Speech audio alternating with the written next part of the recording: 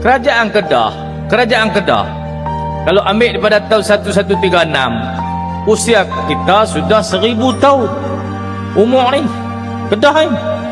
Kalau ambil daripada kesultanan yang pertama zaman Hindu Buddha lagi, lebih pada 1000 tahun. Dan pemerintah Kedah tak pernah lari daripada family tree yang sama sampai lah ni. Kerajaan paling tua di benua, di wilayah ni, Kedah Darul Aman. Monarki paling tua di dunia, Kedah Darul Aman. Nak beli kereta? Boleh kontak nombor kat bawah. Hai, saya Syaz Proton. Kerajaan Persekutuan baru ada tahun 57. Mana dulu? Kedah dulu ke Malaysia dulu? Kedah dulu. Negeri-negeri dulu. Johor 1885.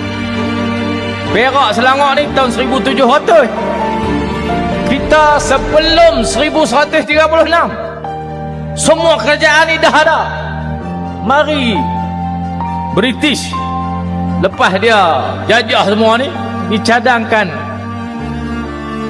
sistem federalisme, ditubuhkan kerajaan persekutuan. Hampa tu baru sangat ya. Belum sampai 70 tahun banding dengan Kedah, lebih 1000 tahun lah. Awak hampa sombong tak tahu hal lain. Semua kuasa hak ada diri hampa nak kabur ambil. Hampa nak rebut kat hampa. Seolah-olah kita tumpang dia. Oi, mana tak marah bos. Mana boleh biar aku tu. Kena bagi rakyat faham. Kena bagi semua orang tahu. Hang ada sebab aku bagi. Federal ada sebab state serah. Kalau state tak serah, federal tak ada. Jadi jangan sombong tak tahu amuja.